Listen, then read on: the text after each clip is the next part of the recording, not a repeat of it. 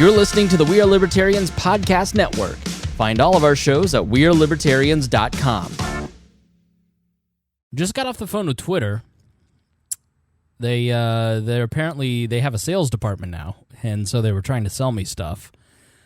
And you know what? I told them, I said, listen, she asked, are there any other questions that you might have for me? And I said, no. And I know that this is probably totally meaningless to anyone who is not in the executive suite in California. But I want to thank you for supporting free speech. Actually, here's what I said. I said, I don't support Alex Jones. And she howled. She immediately started laughing. I said, but I do appreciate that you guys didn't get involved in all that nonsense because I support free speech, and I'm glad that you stuck by your terms of service. And I'm sure I'm probably 1 out of 100 people against keeping Alex Jones on the platform, but I just wanted to make sure that you knew my voice was heard. So, these companies that I complain about on our shows on the Wall Network, I really do get to talk to these companies, so I do say to them, hey, I'm not a fan of that because I'm in the same business as Alex Jones. So welcome to the Chris Spangle Show. This is a podcast where we discuss life, liberty, and the pursuit of happiness. This is episode 4. We're already to 4. We've made it. Episode 4 here on August, what's today? The 21st, 2018. We are part of the We Are Libertarians Network. If you go to wearelibertarians.com, there's all kinds of cool things there for you and for me. For you, things like The Path to Libertarianism and other shows like The Brian Nichols Show, Boss Hog of Liberty, We Are Libertarians, but also cool things for us, like the support page, which helps you support this program because we are independent media and we are trying to build something special here. And so please be a part of that. This is a brand new show, so it is imperative. I ask you 3 things because, as I said yesterday, and I'm going to repeat it every show, this is a commitment. So I'm adding an hour of my day.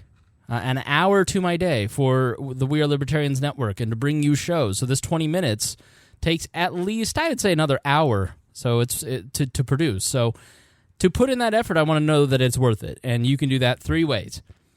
You can share on social media with your friends and say, hey, this show's really cool. This guy's great. Listen to him. He's very smart and intelligent and handsome and pretty. And single. And so number 2, send us an email, editor@wearelibertarians.com. I had one listener do that, and I thank you for encouraging me. And number 3, join the Patreon and mark in your donation somewhere that you're joining because you love the addition of this extra 20 to 30 minutes to your day. So the reality is that every show costs money, and the shows that make money stick around, and the shows that don't make money and don't get ratings and don't get interaction with the fans, they go away. So, gosh, I think we've probably, here on the show, had 20 shows, and we're really only actively doing 3, 4 at this point. My co-host Mittens is knocking the microphone here. Now, you may notice there is no bed of music, and so I was thinking as I was coming in, I was like, you know what? I'm putting so much production into We Are Libertarians and making it sound so big. I'd rather just kind of have like a small intimate vibe with you guys. Can I get intimate with you here on the Chris Spangle Show? I don't think I introduced myself. I am Chris Spangle, if you didn't get that hint. I listen to a ton of different podcasts. I think I have 1,200 different podcasts in my podcatcher. The Downcast app does its best. It barely functions with that many shows, but when I'm doing show prep, I like to go and search through all the different shows and find different topics.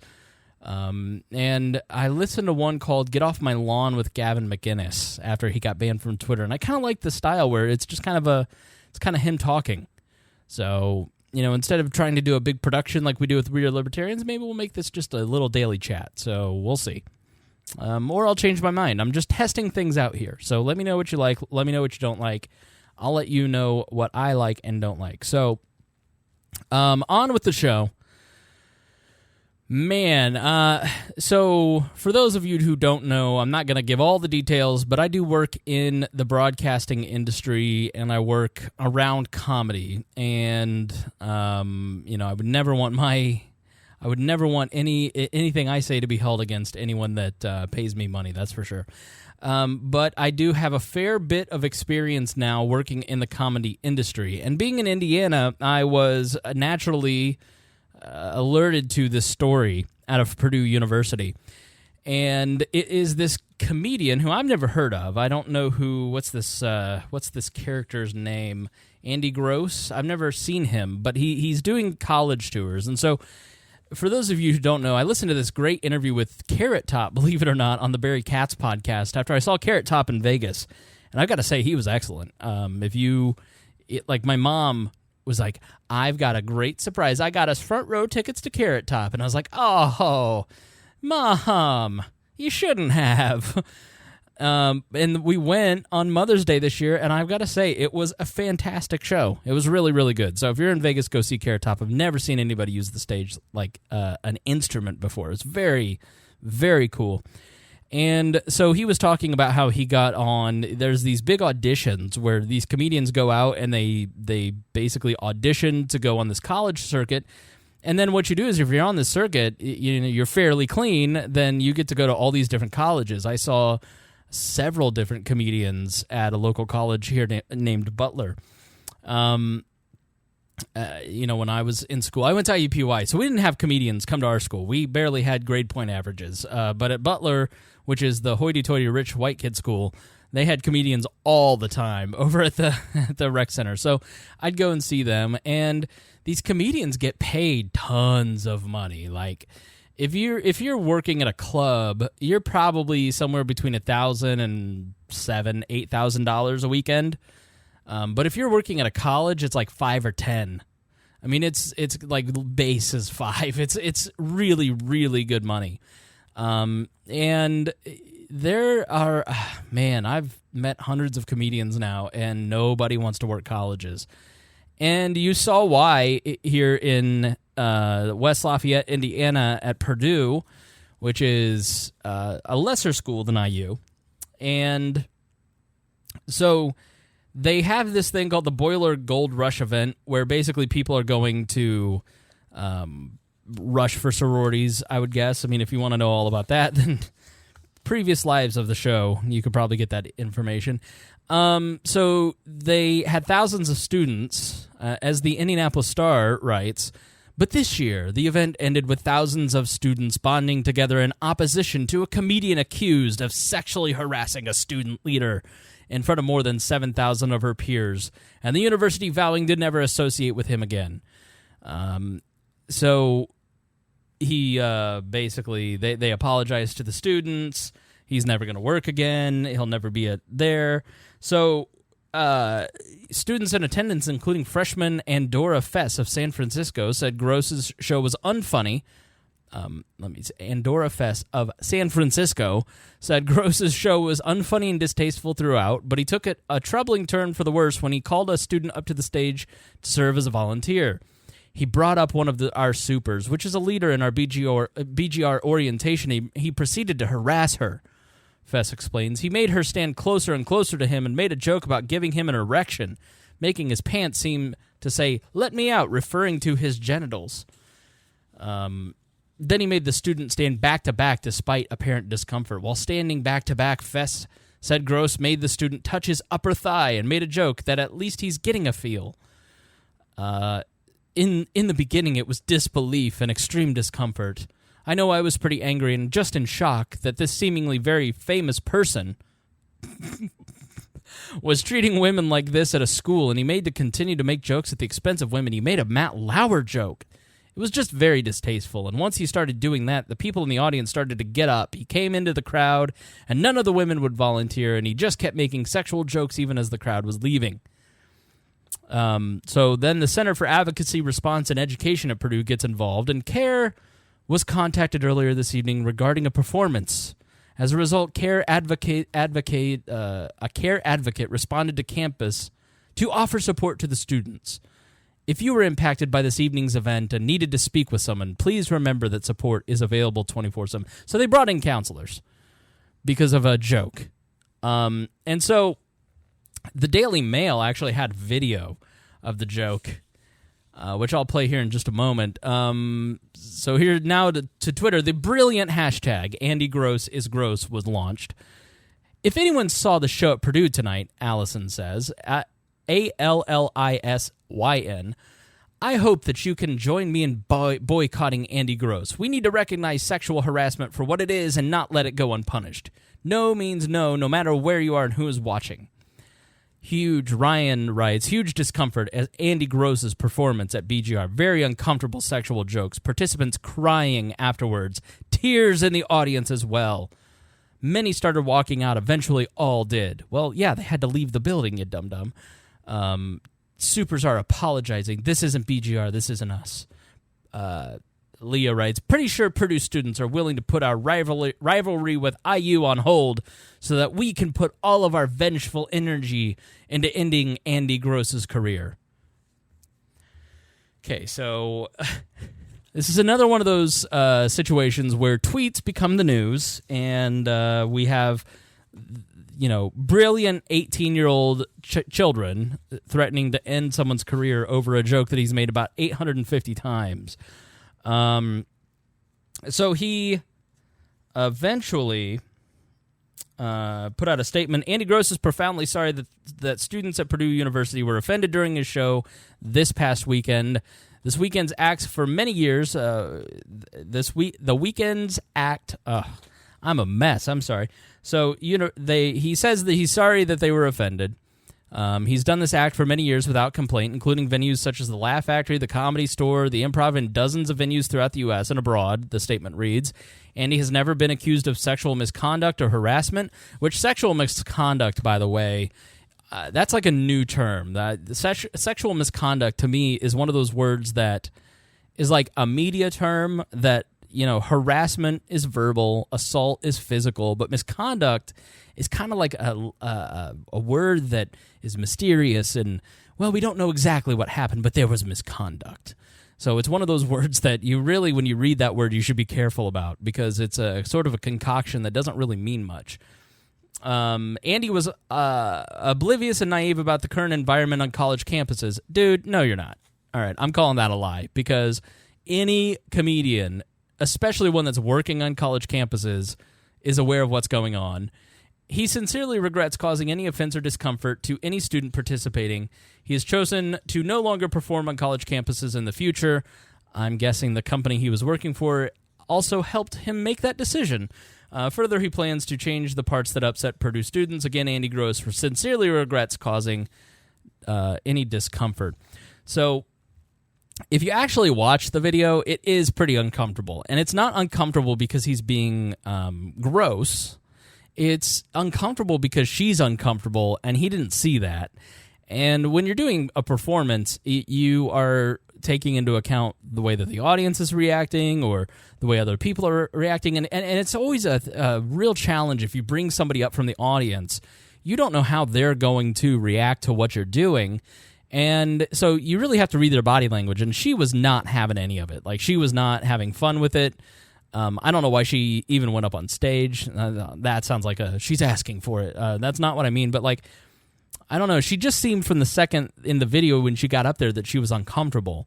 And so he basically puts they're back to back, and she is apparently supposed to pick a card, and he is supposed to guess her card, and he purposely guesses it wrong, and then says, "Oh, I got two.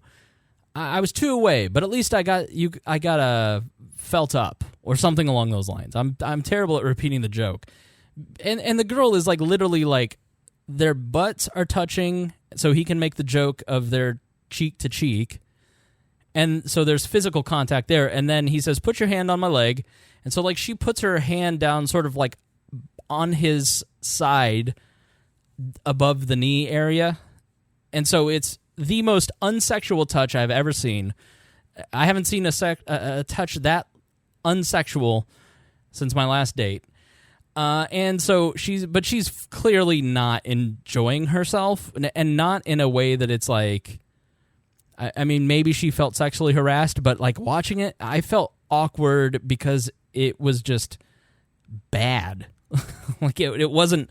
And so there's actually the Indy Star put in their article, their follow-up, how the joke is supposed to go. Actually, it wasn't, no. Really? Really, it wasn't. It was ace. Let me see what it is. This isn't. That is the 3 of hearts. Yeah, you're really wrong. Well, I was only off by 2. And I got a free feel out of it. So now in that instance, the girl that is participating in it is laughing, and, it's a throwaway line. It's certainly not intended, it's not intended to even be sexual harassment. If this guy were being lewd and lascivious, like if this were John Fox, then I'd go, all right, I'm going to look more into the story. But when you see the joke performed in another setting, you go, okay, this guy did not intend to make this woman feel uncomfortable in any way, shape, or form. And I do think that when it comes to these instances of the Me Too movement, intent matters somewhat, right?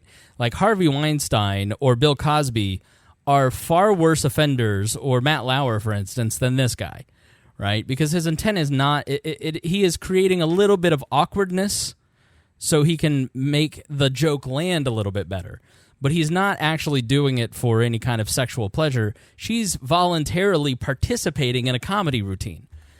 And comedy works through novelty. It works through cutting through tension. And so if you're going to do comedy, you've got to create some tension. You've got to create some awkwardness, or you've got to come up with an idea or a phrase and present it in a new way. And that's how you actually make jokes and how you make comedy. So if she was genuinely horrified by this, then obviously you have to respect those feelings. You have to respect her opinion. But I also look at this and I go, the reaction to this is so ridiculous. You're bringing grief counselors out. You're threatening this guy's career. And so it's one of those things where it's like the girl is clearly uncomfortable. She didn't like being a part of this routine, and you have to respect her feelings. But the guy wasn't intending to do... He didn't want that. I guarantee that. Like, if you sat down and said, I feel horrible, I'm so sorry, this was not my intention... he's not Harvey Weinstein, and so you're not going to ruin his career. But what happens in these cases is that it starts to build on Twitter, and so there's a game of one-upmanship. And so it ends up that there's mobs threatening to tear things down. And so the problem on college campuses is that mob-like mentality, that mob-like behavior. I am all for removing these Confederate statues. I think if you should go watch Mitchell Andrews' speech on the removal of the gosh, I saw where it was when I was in New Orleans, but the not Grant, what's the other one? Robert E. Lee. Lee Circle. They took the statue down, and I was like, I don't know how I feel about that. I don't want to erase history, and like Condoleezza Rice made the point that if you want your history in front of your face, so you never repeat those mistakes. If you hide history that's unpleasant, then you risk that. It's like, that makes sense. But then, I learned the history of these statues, and this one particularly on the UNC campus, the University of North Carolina, somebody Sam, and basically it was, you read the dedication, and it's like this guy is using the N-word basically in the dedication and talking about the lost cause. The whole point of these statues, the reason that they were all put up in the early 1900s, was to remind black people of their of white supremacy, basically. And so the whole point of these statues is racist and racially motivated, and so the intent is wrong. And it's not intended to honor positive values. It's intended to remind people of their place. And so I can't support that whatsoever. And so I'm all in favor of removing statues, but I'm not in favor of doing it via mob like they did on the campus of the University of North Carolina last night. I just, in a civilized society, you don't just go and tear things down that you don't like. You don't get a mob together and just go act. That's not how you act in a society founded on reason or logic or laws or rule of law. That's, you're technically vandalizing, and nobody's going to press charges on you because it's an ugly thing. But at the end of the day, you work through the process to actually change things. So I just don't like mob rule, and I don't think any of us should either. And so the reality is that college campuses, I mean, I wonder, and I don't know if maybe there are some older listeners who would write in and talk about this, but I wonder how much of college campuses versus like the late 60s, like what's the comparison? Because obviously there were people getting killed on college campuses in the 60s in the anti-war protest in Kent State, and obviously with the civil rights era. But, protesting comedy is not the same thing as protesting Vietnam. That is for certain. Comedians are not even going to college campuses anymore, and so this is just the entire industry of comedy is really hurting because the savings rate is going up, and so people are staying home. And you think about your own behavior. It's like, do we as a couple want to hire a babysitter, go out to a comedy show, have a 50-50 chance on that person being terrible, spending $80 because of the 2-drink minimum? So people go, no, let's just order a pizza, stay home, watch the new Chappelle special on Netflix. So the comedy industry, even in the last 5 years that I've been around it, is really hurting in a pretty significant way, and it's very sad because stand-up comedy, starting with Lenny Bruce especially, but stand-up comedy, I mean comedy of all forms, in its history is a laboratory to say things that need to be said, but you can't say in polite society. And it's an art form when done right. Like, I don't think that Stephen Colbert is, he's doing some version of art, but like Stephen Colbert is just kind of pandering. Like, there's no cleverness to just making a joke about how stupid Trump and Republicans are, and then the whole audience claps and then kind of goes, as Ben Shapiro calls it, clafter. You're clapping and laughing, but you're not really, like, it's not funny. And I thought that was kind of a funny thing, and it signifies a lot of what's happening on like Comedy Central and these late night shows now. But you go back to somebody like Lenny Bruce, or and who is the guy that everybody thinks Alex Jones is? Bill Hicks, Sam Kinison, George Carlin. These people were on the front lines. I mean, George Carlin, for heck's sake, trying to make this a clean show, went to the Supreme Court for the 7 dirty words you can't say on television, because he was like, why can't I say these on television? And so, these were pioneers of free speech. Comedians are the ones that really are voicing discomfort with modern life, whatever that modern life may be. And if they don't have the freedom to do that, then we're all in trouble.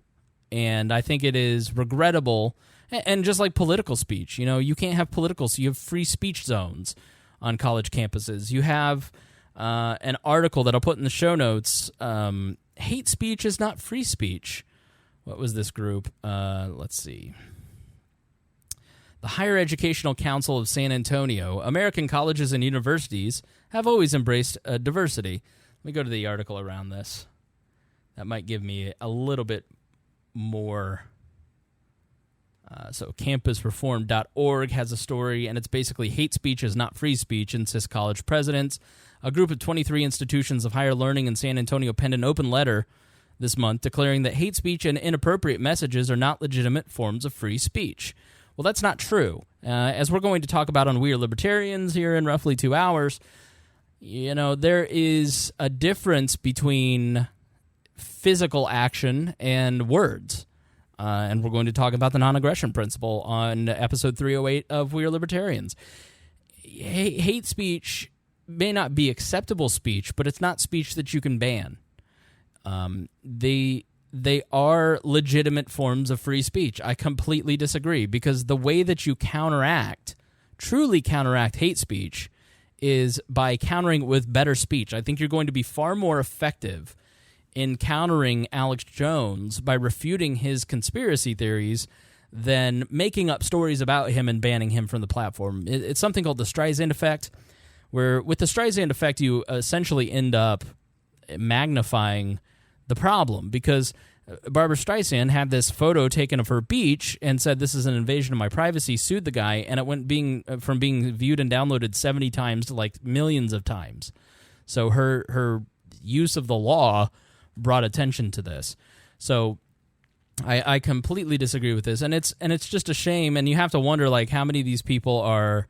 It's like Vietnam and the civil rights era. There was a legitimate cause there. There was a cause of peace. There was a cause of rights. Like, the moms that are on college campuses now, what are they standing for? Like, what is the greater principle? What is the actual thing that they are standing for? Tolerance? Because if you listen to students who were at UNC last night, as they were walking by, they were heckled and called whitey and you better get out of here before we beat your ass. Like, while holding signs decrying racism. So you might want to read your own sign. So this is from Inside Edition, and this is just a report for those of you who aren't aware about some of the bigger names that just won't even do college campuses anymore. This is published on November 25th, 2015, why some of the most famous comedians are skipping college campuses. College kids now are so politically correct. Is there a war on comedy? America's top comedians say there is, and they're fighting back. Jerry Seinfeld and Chris Rock are among legendary comics who have stopped performing on college campuses because they say some students just can't take a joke. And Amy Schumer has been forced to defend her brand of edgy humor. Go to LA. Go. Everyone is hot there. My arms register as legs there. They're just...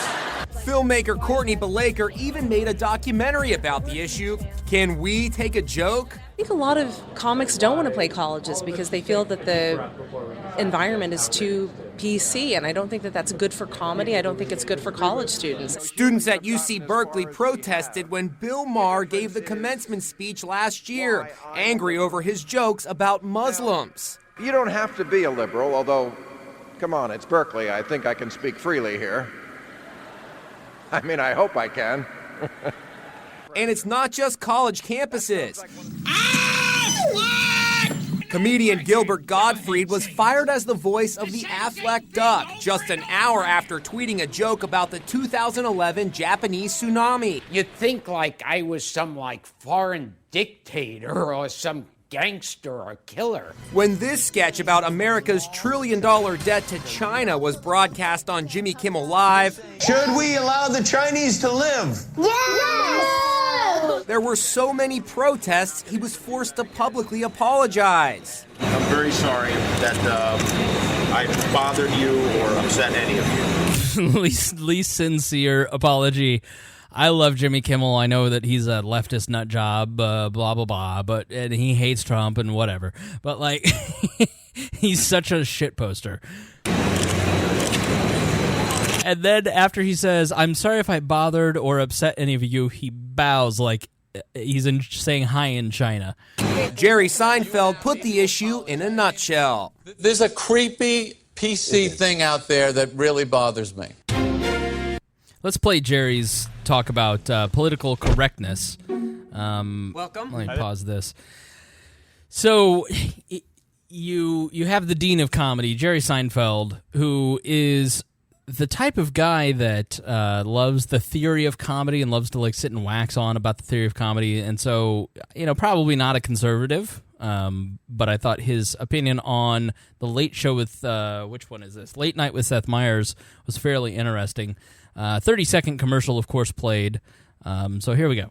I do think is supposed to push towards the lines in the medium. There are more people now who will let you know if they think you went over the line than ever before. Don't I know it? I mean, you have to feel the same way about comedy. Yeah, but they keep moving the lines in for no reason. Right. I do this joke about the way people need to justify their cell phone. I need to have it with me because people are so important. Right. I said, well, they don't seem very important the way you scroll through them like a gay French king. Just...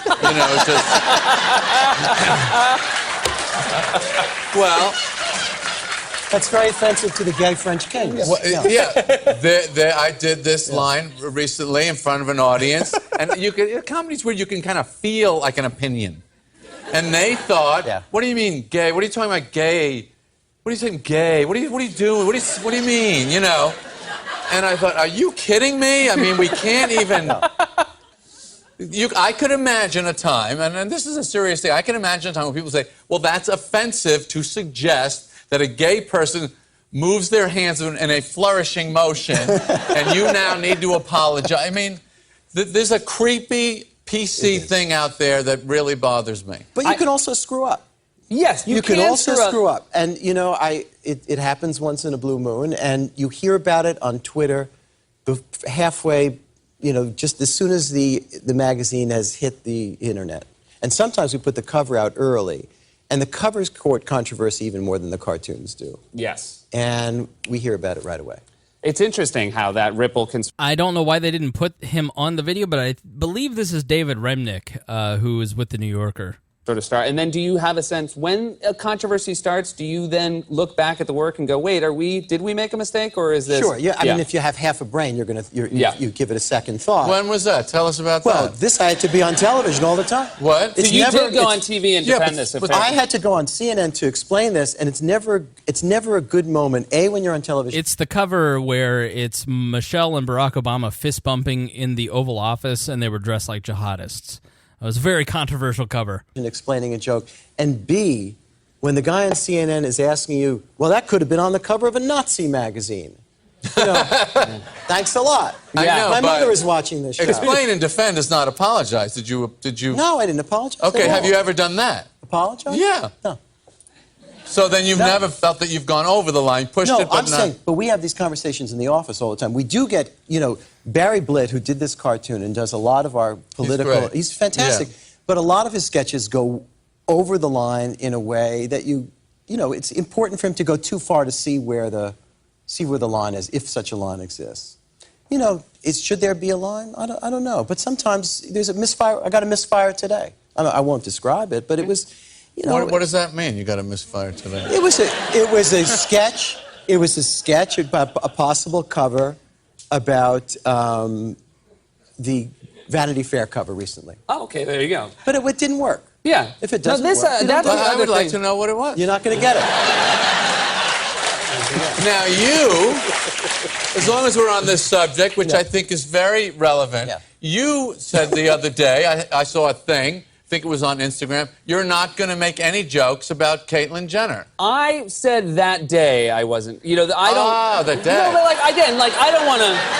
Again, now Caitlyn Jenner is a person who will continue to do things in the public eye, and she will be as open to jokes as everybody else. But as far as that cover in that moment, I sort of thought that was a wonderful moment, and that wasn't a time to make a joke. So. Oh, okay. But I don't want to think Caitlyn Jenner can't go around doing whatever she wants the rest of her life and thinking she's not going to show up in a monologue. Okay, Let's make good. Very clear about that. All right, good. I feel better now. Yeah, there's no carte. Nobody gets carte blanche on late night.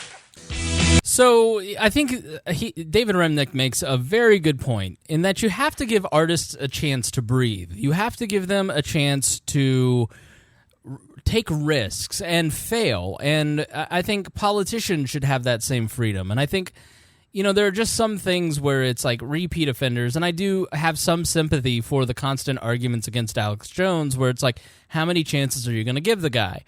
I'm like, enough that I'll turn him off once he's crossed that line. But I'm not going to tell people that they can't listen to Alex Jones because I'm not an insane person who believes that I should tell people what they can't read or can't think. I'll tell you what you should read or what you should think, and then you can voluntarily make the choice as to whether or not engage in that dialogue or thought or piece of art or whatever.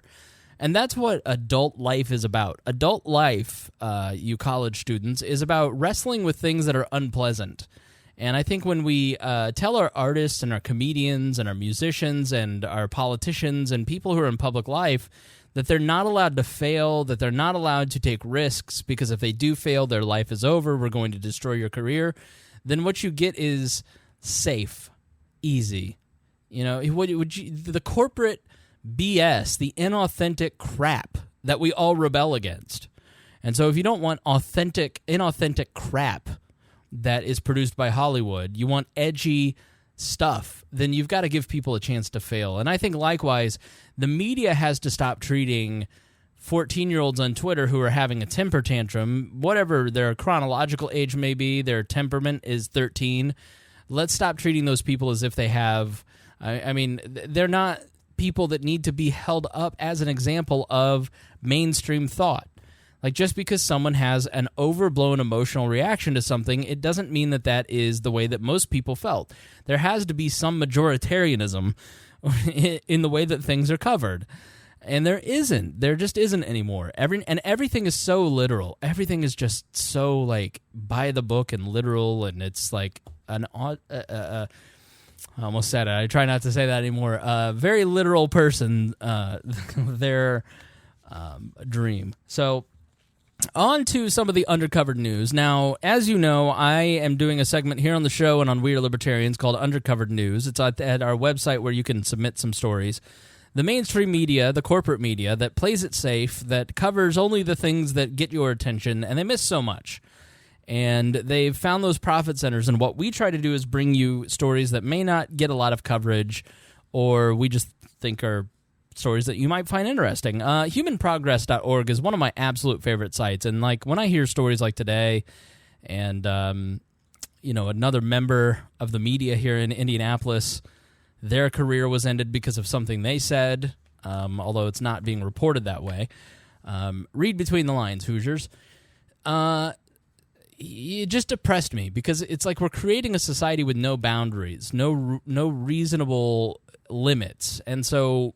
As a content creator, it's like you can't play it safe because if you do play it safe, it doesn't even matter. It's like, Gilbert Gottfried, like 2 weeks after 9/11, made a horrible 9/11 joke on the Hugh Hefner roast. And then, the night of the tsunami made that joke, and it's like, too far, dude. You got to know the limits. And so, but that's what Gilbert's known for, is crossing the lines.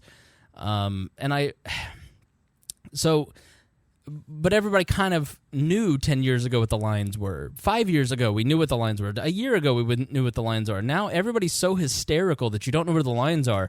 And it doesn't matter even if you do everything the right way all the time. It's still the mob comes for you. And that's a very dangerous place to be. And that's a very crappy world to live in. So I love seeing humanprogress.org. I mark them first on Facebook because I love seeing the positive news. And what they do is they just mark all the stories of human achievement and growth and prosperity that exist in the world today, and it's a very positive thing to see in your Facebook feed when you log on. So I highly recommend it. How Humanity Won the War on Famine, and they talk about Mao Zedong between 1958 and 1962, had something called the Great Leap Forward, and in that he killed 23 to 55 million people in China by starving them to death. But they talk about how now we have basically beat famine, war, pestilence, and famine, and for the first time in human history, the Malthusian nightmare doesn't exist. Malthus, I'm running short on time. I'll explain that some other time. But the global average population-weighted food supply per person rose from 2,200 calories in 1961 to 2,800 calories in 2013. To put these figures in perspective, the U.S. Department of Agriculture recommends the moderately active person, men, 2,200 to 28 calorie, and women, 1,800 to 2,000. In sub-Saharan Africa, food supply rose from 2,000 calories in 1961 to 2,400 calories in 2013. Put differently, the world's poorest regions enjoy access to food that is roughly equivalent to that of the Portuguese in the early 1960s. In fact, scientists from the African Population and Health Research Center in Kenya estimate that in 4 out of 24 African countries surveyed, obesity prevalence among urban women exceeded 20%. It ranged between 10% and 19% in 20 other countries. They also have like a weird culture where, badunkadunks are valued. And so I saw in Vice once, they just like stuff their women like to make them bigger. It's crazy. It's kind of torture, honestly. So what accounts for the growing access to food, other than editors note capitalism? First, agriculture productivity has greatly improved due to more scientific methods of farming, access to plentiful and much improved fertilizers and pesticides, and new high-yield and disease-resistant plants. The main hero of the story was 1970 Nobel Peace Prize winner Norman Borlaug. In the mid-20th century, Borlaug worked with the governments of Mexico, India, and Pakistan to introduce a combination of modern agricultural production techniques and his new high-yield wheat varieties. Second, the world has grown much richer, and people can afford to buy more food. The average global income per person per day rose from $3.7 $3.70 in 1900 to $35 in 2000. Those are both in 2018 dollars. Third, food has become cheaper. GMOs. And fifth, the spread of democracy and a free press ensures that governments are more accountable and human rights abuses more widely reported. From the Foundation for Economic Education, another great libertarian resource, ethanol is terrible for health and the environment, but the government keeps backing it. They write, when the elected officials and bureaucrats who run a government want to stack the deck in favor of a politically connected special interest, they have three main ways that they can go about it. They can subsidize the special interest, often using taxpayer cash. They can penalize the competition of the special interest, often through tariffs. They can mandate that people do business with the special interest. In the case of ethanol, the U.S. has done all three. So there is a new EPA study that the Daily Caller has outlined, and it says evidence since the enactment of the EISA suggests an increase in acreage planted with soybeans and corn, with strong indications from observed changes in land use that some of this increase is a consequence of increased biofuel production. Man, I got bored just saying that, let alone listening to it. I apologize. The ethanol mandate has negatively affected water quality with greater biofuel production, resulting in more harmful algae blooms and hypoxia. While most algae is harmless to water, some forms, such as the kind produced in Lake Erie from biofuel feedstock, has emitted toxic chemicals into the water. This harmful algae can consume the oxygen in the water, a process known as hypoxia, killing other wildlife. They're dealing with the worst red tide, which is something similar down in Florida, and a lot of it has to do with sugar and the government's overinflation, basically the limits on sugar, and it's the government's fault is what you need to know. Essentially, the study found that biofuel mandates are boosting production of corn and soybeans, and using ethanol in lieu of gasoline resulted in worse air emissions. Let's see. Final story. I'll cut that one for time. Nabisco uncages animal crackers after 116 years. So basically, PETA is now designing animal cracker boxes.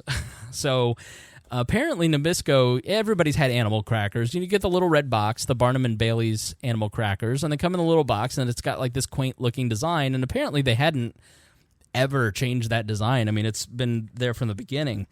And PETA took exception to it because it shows basically old-timey cages with lions and an elephant in it, and forced them to redesign the box.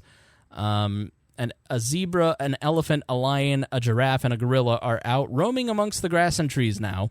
The change comes at the urging of animal rights organization the PETA, who said that in April 2016 it pointed out that Nabisco's parent company, Mondelez International, that circuses often beat, shock, and chain and whip animals to intimidate them into performing tricks. Other cruel practices include tearing baby animals away from their mothers and keeping animals in cages and chains. I didn't see in the report that animal crackers were made out of those tortured animals. I'm not a food scientist, but I do think that animal crackers are probably not made out of tortured elephants, lions, or bears. I don't think that Nabisco has any part in any of that. PETA, here's the problem with that. They are basically threatening. It's like what is going on in society today is that you have these roaming mobs of people basically roaming outside your door saying, we're going to give you bad PR if you don't do what we say. And the left and radicals in any party, but you know, there are more radicals on the left, it seems, are much more aggressive. And people who are radicals are always louder. And so they always come from a stance of, do you support elephant torture? Well, no, we just like this box. I mean, it's tradition, and it's, pretty well designed, and kids love it because it looks like a little, you got a little zebra on there. Well, but do you believe in ripping elephant babies from their mothers? Well, we don't do that. We just make crackers. Well, and so it's impossible to argue that straw man. And so these companies just go, you know what, I'm not going to sit here for the next 25 years or in perpetuity get the bad press that comes with pissing off PETA. And so let's just change the design. It bothers it. Do I care what is on the box? I don't really care at all. I don't. I have no nostalgia attached to it. If it's got animals roaming free, whatever, and kids don't care because it's animal crackers. But I do have a problem with private organizations threatening other private organizations with intimidation tactics to force them to do something that they don't want to do. So that's a problem. All right, so let's wrap up. This show is brought to you by our Patreon subscribers. If you believe in this show, if you believe in what we're doing at We Are Libertarians, if you got anything out of this episode, then please consider joining our Patreon at wearelibertarians.com. It's on the sidebar there. Or you can go to patreon.com/wearelibertarians, and you can donate. Harry will be here in just a couple hours. We're going to do We Are Libertarians. We're going to talk about Lester Holt basically lying about Alex Jones. It's stunning what CNN it's not stunning what CNN and Lester Holt did to Alex Jones and how they misrepresented him. So please tune in. If you're not getting that show, then check it out at wearelibertarians.com. And with that, I bid you adieu, and I say I bid you adieu. See, this is why people from Indiana shouldn't speak French. We can barely speak English. So, all right, take care of yourself, and I'll see you tomorrow.